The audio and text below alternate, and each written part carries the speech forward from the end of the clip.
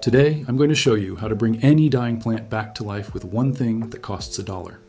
Not a grow light, not a new pot, not a $40 bottle of specialty fertilizer, $1 of hydrogen peroxide from any pharmacy or dollar store. I have been doing this on every struggling plant in my house for 8 months, and I have not lost a single one since. Stick with me through this video because the way this works on dying roots is unlike anything most gardeners have seen explained, and before this is done, I am giving you 9 specific uses. 9 ways this one bottle covers almost every failure mode a plant has. Most plants do not die from what you can see. They die from what is happening underground. Root rot is the #1 silent killer of houseplants and container plants, and the brutal truth is, the damage is already weeks old by the time you notice it above ground. The symptoms look exactly like dehydration. Drooping stems, yellow leaves, a plant that looks like it just needs more water. So people water more. That is the single worst thing you can do. The roots are not thirsty. They are suffocating inside the soil. The bacteria causing root rot are anaerobic. That means they live without oxygen.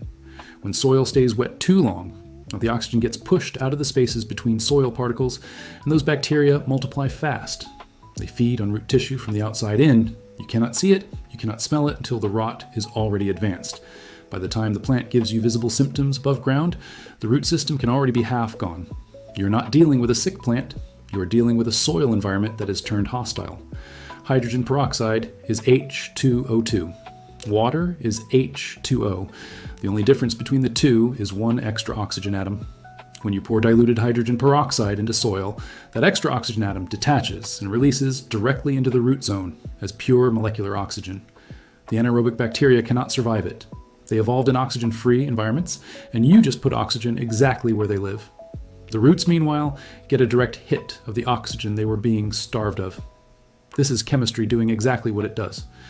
What makes this almost feel unfair is that plants already produce small amounts of hydrogen peroxide on their own. It is part of their natural immune response. When a plant is under attack from bacteria or fungi, it generates H2O2 inside its own cells to fight back. The plant already knows this molecule. The concentration you want is standard 3% hydrogen peroxide. The brown bottle, dollar store, pharmacy, grocery store, they all carry it.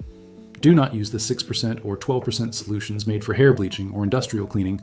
Those concentrations damage root tissue and burn leaves. 3% only, $1. The dilution formula is 1 tablespoon per cup of water. That is the base ratio for every application I'm about to give you. 1 tablespoon per cup, write that down. Use one, root rot rescue. Mix 1 tablespoon per cup of water and use it as your regular watering solution for 2 to 3 weeks. Stick to your normal watering schedule. Do not increase frequency. The oxygen release kills the anaerobic bacteria while the roots begin to recover. If the root system has not been fully destroyed, you will see new growth within 10 to 14 days. Use 2, fungus gnat elimination. Fungus gnats lay their eggs in the top inch of moist soil and the larvae eat roots. Same 1 tablespoon per cup dilution. Water with it and let the soil dry completely between waterings. Gnats need consistent moisture to breed. The oxygen release kills the larvae already in the soil. Most people spend months spraying the adult gnats flying around and never address the larvae underground. This cuts the cycle off at the source in about 2 weeks. Those first 2 are the biggest problems most plant owners face. The next one is the reason most succulents and cacti do not survive winter indoors. Use 3, stem rot on succulents and cacti. When the base of a succulent goes soft and brown, mix 2 tablespoons per cup, slightly stronger, and use a soft brush to apply it directly to the affected tissue. It stops the rot from climbing up into the healthy stem above. Catch it before the soft tissue reaches the core and the plant recovers fully. Use 4, seed germination. Soak seeds in the 1 tablespoon per cup solution for 30 minutes before planting. The hydrogen. Peroxide softens the hard outer seed coat and kills any pathogens sitting on the seed's surface. Seeds germinate measurably faster. The first time I did this with tomato seeds, half the tray was sprouted by day 3 instead of day 7. Use 5, powdery mildew and leaf fungus, white powdery patches, gray fuzzy spots, both fungal. Mix 1 teaspoon per cup of water, weaker than the soil drench, and spray the leaves directly on both sides. Do it in the morning so the leaves dry before evening. Repeat every 3 days for 2 weeks, and the fungus does not return. Use 6, cutting propagation. Before placing any cutting in soil or water, dip the cut end in undiluted 3% hydrogen peroxide for 30 seconds and let it air dry for 5 minutes. This sterilizes the wound before bacteria can colonize it. Cuttings that would normally rot before they root now have a clean start instead. Use 7. Pot and tool sterilization. A plant died in that pot. The bacteria that killed it are still alive in the residue clinging to the inside of the container. Scrub the pot with straight 3% hydrogen peroxide before putting anything new in it. Same with pruning shears. Wipe the blades before and after cutting diseased tissue. Root rot spreads plant to plant on an unclean blade without you ever realizing it. Use 8. Water propagation.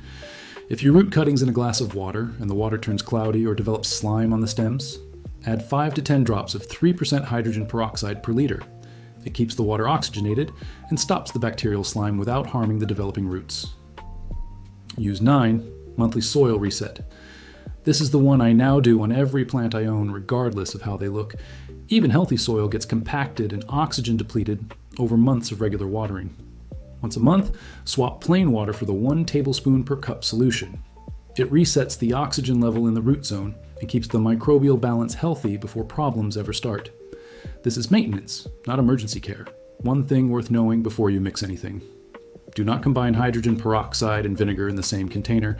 The two react to form peracetic acid, corrosive, damaging to plant tissue, and irritating to skin. Use them separately if you ever need both. At these dilutions, 3% hydrogen peroxide is safe around pets and children and breaks down completely into water and oxygen, with nothing left behind in the soil. That 9th use is the one that changed how I think about plant care entirely. I stopped chasing symptoms and started maintaining the environment the roots live in. 8 months in. 0 losses. The plants that were visibly dying when I started this are putting out new growth right now. $1, 9 uses. A plant that looks dead on your windowsill right now is probably not dead. The roots just need oxygen and the bacteria need to go. That bottle handles both in the same pour. If this helped, share it with someone with a struggling plant. They will not believe it works until they try it. Thanks for watching. See you in the next one.